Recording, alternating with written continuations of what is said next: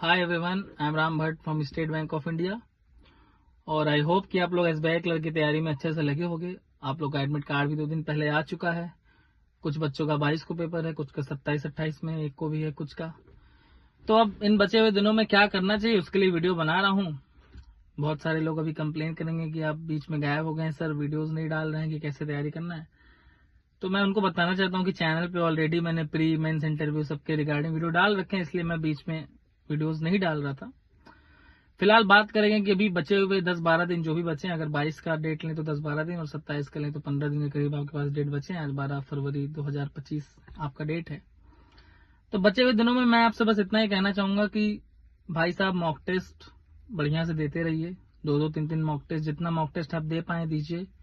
उसको एनालाइज करिए अच्छे से। एक भी क्वेश्चन अगर आपसे छूट रहा है, स्किप हो रहा है, चाहे वो इंग्लिश का हो, रीजनिंग का हो या मैथमेटिक्स का हो, तो उस पर बारीकी से ध्यान करें, उसको देखें कि क्यों छूट रहा है, उसको सॉल्व करने का कोशिश करें और अपने दोस्तों से पूछें। ग्रुप्स आपने बना रखा होगा, उनसे डिस्कशन करें।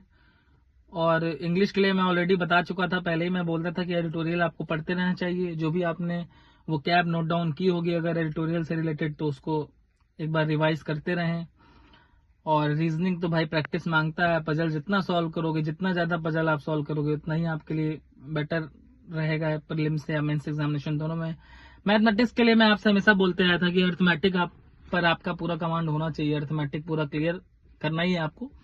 फिलहाल 10 दिन बचे हैं। अगर आई होप कि भाई आप लोग समझ पा रहे होगे कि अर्थमेटिक पे मैं शुरू से फोकस्ड रहा था, आप लोगों को भी बताता था। तो अर्थमेटिक अगर एक बार गो थ्रू होना है तो वही 13-14 चैप्टर हैं, पर उनसे एक एक दिन के लिए गो थ्रू हो लीजिए। अपना क्यूब, स्क्वायर, टेबल, ये सब अपना एक बार रिवाइज मोड में ऑन कर लीजिए। और फिलहाल अगर आप 10 दिन में चाहें तो जीओ को थोड़ा कम टाइम दे सकते हैं, क्योंकि अभी आपको प्री पे ज्यादा फोकस्ड होना है। फिर जैसे ही आप प्री दे के आओगे मेंस के लिए आप फिर से लगोगे एक बार तैयारी में। तो कुछ दिन के लिए अगर आप इन 10 दिन के लिए चाहें तो करंट अफेयर्स को, मतलब ऐसा नहीं कि बिल्कुल स्किप कर देना है। जो आप अभी 2-4 घंटा करंट अफेयर पढ़ते होंगे तो उसको फिलहाल स्किप कर दीजिए। बस आधा घंटा आप करंट अफेयर पढ़िए, उससे ज्यादा पढ़ने की जरूरत नहीं है। फिलहाल 10 दिन पूरा आप अपने आप को पी पर ही कंसंट्रेट करिए, क्योंकि वैकेंसी इस बार बहुत अच्छी है और इस बार चांसेस बहुत अच्छे हैं कि जो भी बच्चों का पिछले 2-4 सालों से किन्हीं वजहों से रिजल्ट अटक रहा था वो इसमें सिलेक्शन ले लें। और अगर वो बच्चे जो पिछले 3-4 साल से लगे हुए हैं, यानी बहुत सारे ऐसे स्टूडेंट्स को मैं जानता हूं जो 2020, 2019, 2018 से लगे हुए हैं, आज 2025 में हम आगे, उनका सिलेक्शन नहीं हुआ, कहीं नहीं हुआ। लेकिन ऐसा नहीं कि उनका कोई रिजल्ट नहीं आया था, उनका प्रीलिम्स निकल रहा था, मेंस निकल रहा था, कभी कोई इंटरव्यू में रुक गया, कभी किसी का मेंस में रुक गया। तो उनके लिए ये बहुत ही अच्छा अपॉर्चुनिटी है कि वो इसमें लें, इस अपॉर्चुनिटी को वो ग्रैब करें और इसमें सिलेक्शन लें। तो उनसे मेरी यही दरख्वास्त है कि जितना मॉक टेस्ट देना है मॉक टेस्ट आप देते रहिए, maximum to maximum mock test दीजिए, उसको अच्छे से एनालाइज कीजिए।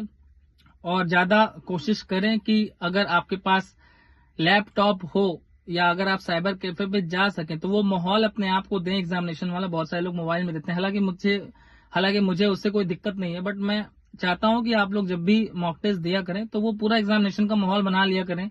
आप अपने सामने टेबल पे लैपटॉप रख लें, बाकायदे अपने चेयर पे बैठें और फिर एक ही रफ पेपर के साथ प्रैक्टिस में लगे रहें, ताकि वो पूरा एग्जामिनेशन का माहौल आपको मिले। उससे क्या होता है कि बहुत ज्यादा फायदा होता है। बहुत सारे बच्चे मोबाइल पे देते हैं और उनका मानना है, कह रहे ऐसा कुछ होता नहीं है। बात तो सही है, लेकिन मेरे हिसाब से आपको हमेशा पूरा एग्जामिनेशन वाला माहौल लेके ही प्रीलिम्स और मेंस दोनों का मॉक टेस्ट देना चाहिए। उससे क्या होता है, बेटर एक्सपीरियंस होता है आपको। आप उस चीज से हैबिचुअल हो जाते हो कि आप उसी पोजीशन में बैठ के और उसी माइंडसेट के साथ प्रीलिम्स और मेंस दोनों का पेपर दे सको। तो मेरी आपको यही सजेशन है फिलहाल कि जितने भी दिन बचे हैं आप बिल्कुल एकदम बढ़िया से मॉक टेस्ट देते रहिए, प्रीलिम्स का भी।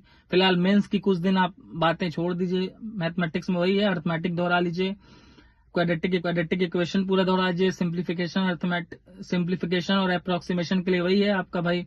स्पीड मैथ, क्विक मैथ पे आपकी प्रैक्टिस होनी चाहिए। टेबल, स्क्वायर, ये सब आपको अच्छे से, क्यूब्स, ये सब पूरा अच्छे से रटे होने चाहिए। रट लीजिए, दोबारा एक बार रिवाइज कर लीजिए। रीजनिंग में तो भाई पजल है आपका, सिलॉक्स है, इन सबके बेसिक जो चीजें हैं वो क्लियर करिए। पजल आप ज्यादा से ज्यादा सॉल्व करें। इंग्लिश में मैं आपको ऑलरेडी बता चुका, वो कैब पढ़िए, ट्यूटोरियल पढ़िए। यही 3-4 फैक्टर्स है जो आपको करने होते हैं। इन 10 दिनों में भी आप वही करिए। लास्ट जब जिस दिन पेपर रहेगा उसके एक दिन पहले थोड़ा सा रिलैक्स हो लीजिएगा, चिल कर लीजिएगा, उस दिन कुछ मत करिएगा। जिससे अगर किसी का पेपर 22 को है और वो लगातार 3-4 महीने से अगर प्रैक्टिस में है अपने, तो 21 को वो थोड़ा अपना रिलैक्स हो लें, चिल कर लें। शाम के बाद म्यूजिक सुनिए और 22 को जाइए पेपर दीजिए।